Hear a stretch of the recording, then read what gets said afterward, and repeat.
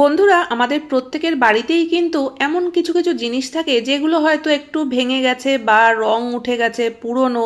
তো এই সব জিনিসগুলোকে আমরা অপ্রয়োজনীয় ভেবে অনেক সময় ফেলে দিয়ে থাকি। তবে যদি আমরা এই জিনিসগুলোকে একটু বুদ্ধি করে ব্যবহার করতে পারি তাহলে কিন্তু এগুলো দিয়েই আমরা অনেক কাজের জিনিস তৈরি করে নিতে পারি, আর এতে আমাদের কাজের ঝামেলাও কিন্তু অনেকটাই কমে যায়। তো নমস্কার বন্ধুরা, মাউস প্যাশনে তোমাদের সকলকে স্বাগত জানাই। আশা করি তোমরা সকলেই ভালো আছো। তো চলো আজকের ভিডিও স্টার্ট করা যাক।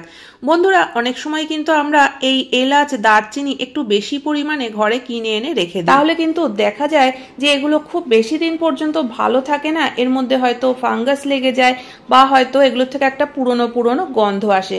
আর এই জিনিসগুলোর কিন্তু দাম অনেকটাই বেশি। এত দামের জিনিস যদি এনে আমরা ঠিকঠাক মতো না রাখতে পারি আর সেগুলো ফেলে দিতে হয় তাহলে কিন্তু সেটা খুবই একটা খারাপ লাগে। তো আমরা কিন্তু সবসময় চেষ্টা করি যে সংসারের জিনিসপত্রগুলো কিভাবে ভালো করে রাখা যায়, কিভাবে সংসারের একটু হলেও সাশ্রয় করা যায়। তো অনেক দিন পর্যন্ত যদি ভালো রাখতে হয় তাহলে এই কাজটা করতে পারো। রুটি করার পরে চাটুটা কিন্তু বেশ গরম থাকে, তো খুব বেশি গরম থাকলে কিন্তু এই মশলাগুলো পুড়ে যেতে পারে। তো যখন একটু উষ্ণ থাকবে চাটুটা তখন এই গোটা গরম মশলাগুলো চাটুর উপরে দিয়ে একটু যদি নাড়াচাড়া করে নেওয়া যায় তাহলে কিন্তু মশলাগুলো বেশ গরম হয়ে যাবে।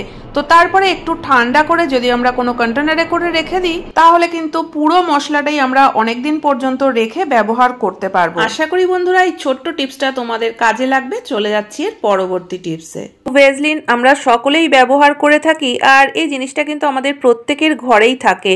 তো বন্ধুরা আজকে ভেজলিনের একটা অন্য ধরনের টিপস তোমাদের সঙ্গে শেয়ার করছি, আশা করি প্রত্যেকেরই কাজে লাগবে। তো দেখো আমি এখানে একটা প্লেট নিয়ে নিয়েছি, সামান্য একটু ভেজলিন নিয়ে নিলাম আর তার মধ্যে মিশিয়ে দিচ্ছি সামান্য একটু কোলগেট।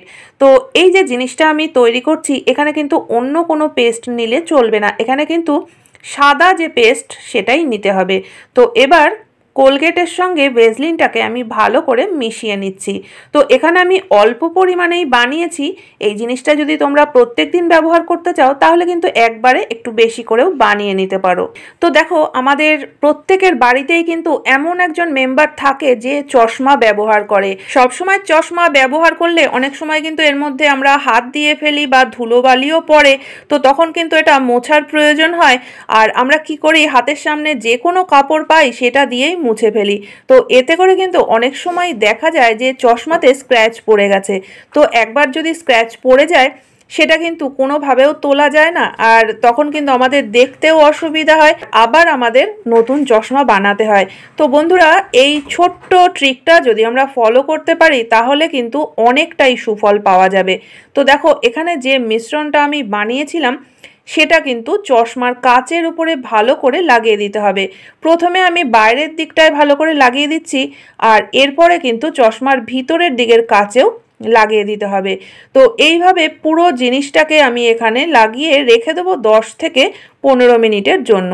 15 মিনিট পর দেখো এখানে আমি একটা পরিষ্কার শুকনো কাপড় নিয়ে নিয়েছি আর এই কাপড়ে কিন্তু আমি কোনো রকম জল ব্যবহার করিনি, একদম শুকনো কাপড় দিয়ে কিন্তু ভালো করে ডলে নিতে হবে। আর এইভাবেই কিন্তু আমরা জিনিসটাকে পরিষ্কার করে নেব। তো যখন ভালোভাবে পরিষ্কার করা হয়ে যাবে তখন সামান্য একটু কাপড়টা ভিজিয়ে নেব, আবার চশমার কাচটাকে একটু পরিষ্কার করে নেব। তো ফাইনালি কিন্তু আবার একটা শুকনো কাপড় দিয়ে চশমার কাচটাকে ভালো করে মুছে নিলেই দেখবে চশমা একদম ঝকঝকে পরিষ্কার হয়ে গেছে। আর এর মধ্যে যদি কোনো রকম কোনো স্ক্র্যাচ থাকেও সেগুলোও কিন্তু উঠে যাবে। তো তখন কিন্তু আমাদের আর দেখতে কোনো রকম কোনো অসুবিধা হবে না। তো তোমরা দেখতেই পাচ্ছ চশমাটা কতটা পরিষ্কার হয়ে গেছে। চলে যাচ্ছি এর পরবর্তী টিপসে।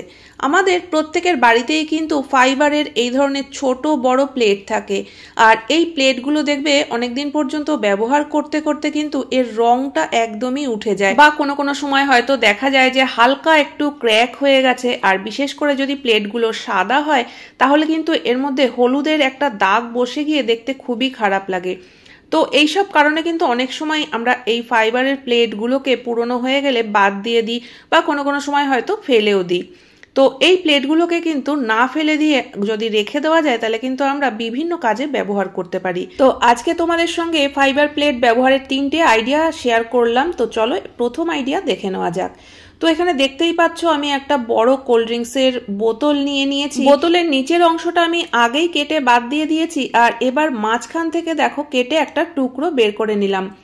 তো এখানে আমি কাটার পরে বুঝতে পারলাম যে টুকরোটা আমার একটু কাটা ছোট হয়ে গেছে। তোমরা যখন এই কাজটা করবে তখন কিন্তু একটু বড় অংশ কেটে নিতে হবে, আর এই টুকরোটাকে একটু সমান করে কাটতে হবে যাতে টুকরোটার মধ্যে কোনো টেরা বেঁকা ভাব না থাকে। তো এবার নিয়ে নিতে হবে দুটো ফাইবারের বড় প্লেট। এখানে কিন্তু ছোট প্লেট নিলে তোমরা ছোট বোতলের টুকরো ব্যবহার করবে। তো দেখো এখানে আমি নিচে একটা প্লেট রেখে দিয়েছি, আর তার ঠিক মাঝখানে এই টুকরোটাকে রাখলাম। টুকরোটা যদি একটু বড় হতো তাহলে কিন্তু আমার এই উপরের অংশটাকেও রাখার কোনো প্রয়োজন হতো না, কিন্তু যেহেতু টুকরোটা ছোট হয়ে গেছে কাটা, তো আমি সেই কারণে এই বোতলের মুখের দিকটা এর মধ্যে দিয়ে একটু জিনিসটাকে বড় করে নিলাম। তো এই জিনিসটা কিন্তু একটা স্ট্যান্ডের কাজ করবে, আর তার উপরে আমরা আর একটা সমান মাপের প্লেট বসিয়ে দেব। তবে এই কাজটা করতে গেলে কিন্তু অবশ্যই একটু হট গ্লু গানের প্রয়োজন। আমার কাছে হট গ্লু গান নেই বলে আমি তোমাদেরকে এমনিই দেখাচ্ছি, কিন্তু যদি তোমরা এই জিনিসটা বানাও তাহলে কিন্তু অবশ্যই নিচে উপরে সব জায়গায় ভালো করে আঠা লাগিয়ে নিতে হবে যাতে কোনোভাবেও এই প্লেটগুলো নড়াচড়া না করে বা স্ট্যান্ডটা হেলে না পড়ে। তো এবার কিন্তু তোমরা দেখে নিশ্চয়ই বুঝতেই পারছো যে এটা আমরা কিভাবে কোথায় ব্যবহার করতে পারি। আমাদের রান্নাঘরে কিন্তু অনেক সময় মশলার কৌটো বা আমাদের রান্নাঘরে নানা ধরনের জিনিসপত্র রাখতে হয়, যেগুলো রাখার অনেক সময় সমস্যা হয়ে যায়, জায়গার অভাব হয়। তো সেক্ষেত্রে কিন্তু এই পুরনো প্লেট দিয়ে আর একটা পুরনো জলের বোতল দিয়ে আমরা সুন্দর এরকম একটা স্ট্যান্ড বানিয়ে নিতে পারি, আর এর মধ্যে কিন্তু আমরা অনেক কৌটোই রাখতে পারবো, আর জিনিসটা কিন্তু দেখতেও বেশ সুন্দর লাগছে। তবে একটা কথা এখানে অবশ্যই খেয়াল রাখতে হবে যে আমি এখানে কিন্তু হট গ্লু গান ব্যবহার করিনি, কিন্তু এই জিনিসটা বানাতে গেলে অবশ্যই হট গ্লু গানের প্রয়োজন, আর না হলে কিন্তু এটা হেলেও যেতে পারে বা মশলার কৌটোগুলো পড়ে সমস্ত জিনিস নষ্টও হতে পারে। তো অবশ্যই হট গ্লু গান তোমরা ব্যবহার করবে। চলে যাচ্ছি এর পরবর্তী টিপসে। আমরা কিন্তু অনেকেই ইনডোর প্ল্যান্ট রাখি। তো সেই ইনডোর প্ল্যান্ট আমরা ঘরে রাখি বা জালনায় রাখি, যে কোনো জায়গাতেই রাখি না কেন, গাছগুলোতে যখন আমরা জল দিই তখন কিন্তু দেখবে যে এই নিচেটায় জলগুলো পড়ে নোংরা হয়ে যায় বা এর সঙ্গে অনেক সময় মাটিও পড়ে। তো সেই দেখবে জায়গাটা এতটাই নোংরা হয়ে যায়, তো বারবার করে সে জায়গাটা পরিষ্কার করার প্রয়োজন হয়, কিন্তু প্রত্যেক দিন এই কাজটা কিন্তু আমাদের দ্বারা করা সম্ভব হয় না। তো সেই সময়ও কিন্তু আমরা এই পুরনো ফাইবারের প্লেটগুলো ব্যবহার করতে পারি। দেখো নিচে প্লেটটা রেখে তার উপরে যদি আমরা এই টবটাকে বসিয়ে দিই তাহলে যদি জল বা মাটি বেরোয়ও সেটা কিন্তু এই প্লেটটার মধ্যেই থাকবে, আর প্লেটটাকে তুলে নিয়ে ধুয়ে দিলে কিন্তু একদম পরিষ্কার হয়ে যাবে। তো প্রত্যেক দিন জায়গাটা টব তুলে মোছা পরিষ্কার করার ঝামেলার থেকে কিন্তু এইটা অনেকটাই সহজ কাজ। চলে যাচ্ছি এর পরবর্তী টিপসে। আমরা প্রত্যেক দিনের যে কাপগুলো সেগুলো যখন মেজে ঘষে রাখি, যে জায়গাটাতেই আমরা উবুর করে রাখি জলটা ঝরার জন্য, দেখবে সেই জায়গায় কিন্তু একদম জল ভর্তি হয়ে যায়। কাপগুলো তুলে আবার আমাদের সেই জায়গাটা মোছামুছি করতে হয়, আর প্রত্যেক দিন এই জল পড়তে পড়তে দেখবে সেই জায়গাটাও কিন্তু একটা আয়রনের দাগ বসে যায়। তো সেক্ষেত্রে কিন্তু তোমরা এরকম একটা ফাইবারের পুরনো প্লেট নিয়ে তার উপরে কাপগুলোকে রাখতে পারো। এতে করে কিন্তু কিচেন স্ল্যাবটা একদমই পরিষ্কার থাকবে। কাজের শেষে যখন আমরা পুরো স্ল্যাবটাকে মুছে পরিষ্কার করি সেই সময় কিন্তু একটা একটা করে কাপ তুলে তারপরে মোছামুছি করার কোনো ঝামেলাই থাকবে না। পুরো প্লেটটাকে ধরেই যদি আমরা সরিয়ে নিই তাহলে কিন্তু আমাদের কাজটা অনেক সহজ হয়ে যাবে। তো দেখো যে জিনিসটা আমরা ফেলে দিচ্ছিলাম সেই জিনিসটাকে যদি একটু বুদ্ধি করে আমরা এইভাবে ব্যবহার করতে পারি তাহলে জিনিসগুলোও ব্যবহার করা হয়ে যাবে, আর আমাদের রান্নাঘরটাও কিন্তু বেশ সুন্দর লাগবে দেখতে। তো আশা করি বন্ধুরা আজকের প্রত্যেকটা টিপসে তোমাদের কাজে লাগবে। কোন টিপসটা সব থেকে বেশি ভালো লেগেছে অবশ্যই কমেন্ট করে জানিও। ভালো লাগলে চ্যানেলটিকে সাবস্ক্রাইব করে পাশে থাকা বেল আইকনটা অবশ্যই প্রেস করে দিও, যাতে নতুন ভিডিও আপলোড করলে নোটিফিকেশন সবার আগে তোমাদের কাছে পৌঁছে যায়। তাহলে আজকের মতো ভিডিও এখানেই শেষ করছি, দেখা হচ্ছে আবার নতুন ভিডিওতে।